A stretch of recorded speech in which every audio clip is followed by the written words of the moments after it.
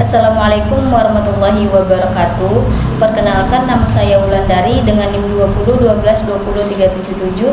Saya dari lokal PAI 5L. Di sini saya akan memenuhi tugas UAS mata kuliah usul fikih dengan dosen pengampu Dr. Muhammad Yusuf, SAG MPD. Baik, adapun materinya yaitu tentang ijma. Pembahasannya yaitu ada pengertian ijma, jenis-jenis ijma, syarat sahnya ijma, dan pandangan mazhab tentang ijma. Langsung saja ke pengertian ijma. Ijma secara bahasa berarti kesepakatan atau konsensus.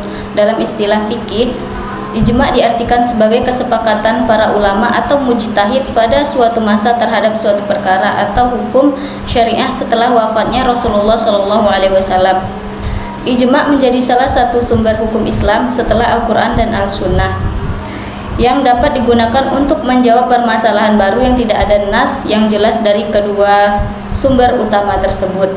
Ijma memperkuat pemahaman akan suatu hukum karena merupakan hasil konsensus kolektif yang dipertimbangkan dari sudut pandang syariah.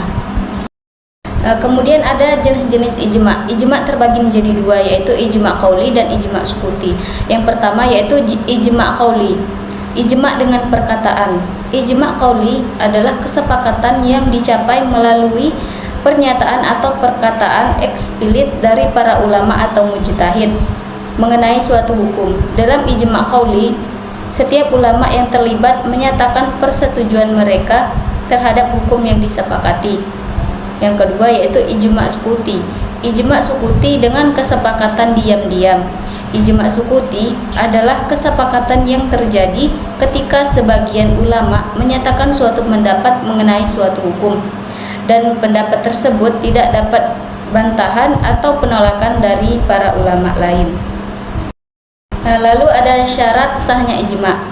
Ijma tidak dianggap sah tanpa memenuhi syarat-syarat tertentu yang disepakati oleh para ulama. Berikut ada syarat-syarat sahnya ijma. Yang pertama yaitu kesepakatan ulama atau mujtahid pada masa yang sama. Yang kedua yaitu kesepakatan yang jelas dan tidak bertentangan. Yang ketiga yaitu dasar dan dalil yang kuat. Yang keempat yaitu kesepakatan tanpa paksaan. Kemudian yaitu ada pandangan mazhab tentang ijma. Yang pertama yaitu pandangan mazhab Hanafi tentang ijma. Mazhab Hanafi mendefinisikan ijma sebagai kesepakatan mujtahid umat Islam dari generasi sahabat hingga generasi setelahnya. Imam Abu Hanifah yang pengikutnya menganggap bahwa ijma sahabat memiliki kekuatan yang lebih tinggi dibandingkan ijma generasi setelahnya. Yang kedua yaitu pandangan mazhab Maliki tentang ijma. Mazhab Maliki lebih mengutamakan ijma ahli Madinah atau ulama-ulama yang berada di kota Madinah sebagai sumber hukum yang kuat. Menurut Imam Malik, Madinah sebagai tempat tinggal Nabi dan para sahabat utama merupakan sumber hukum Islam yang sangat otoritatif, terutama dalam masalah-masalah yang terkait dengan praktek ibadah dan tradisi. Lalu yang ketiga ada pandangan mazhab Syafi'i tentang ijma. Mazhab Syafi'i mendefinisikan ijma sebagai kesepakatan seluruh mujtahid pada satu generasi tertentu mengenai hukum yang tidak ada nas yang tegas. Imam Al-Syafi'i menekankan bahwa ijma harus benar-benar melibatkan seluruh ulama yang kompeten, bukan hanya sekelompok tertentu saja. Lalu yang keempat ada pandangan mazhab Hambali. Mazhab Hambali juga memiliki pandangan yang konservatif mengenai ijma, menerima ijma sahabat sebagai ijma yang benar-benar otoritatif.